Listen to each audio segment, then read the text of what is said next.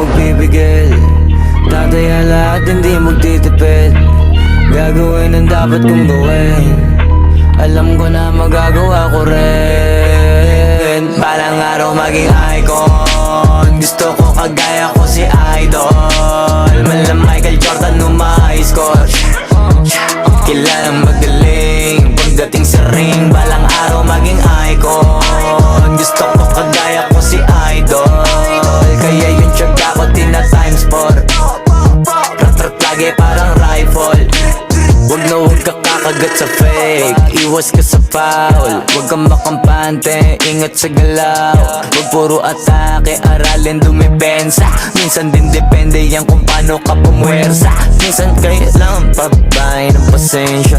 Isa yan sa mga pangunahing diferensya. Pag natambakan ka na doon ka mag-apit. Pero pag nakalaman ka na nakakampante, sana kuha mo yung punto mula simula hanggang sa So yun guys, nagpapakit sabi dito ni Junior JRM TV yan. And goodbye.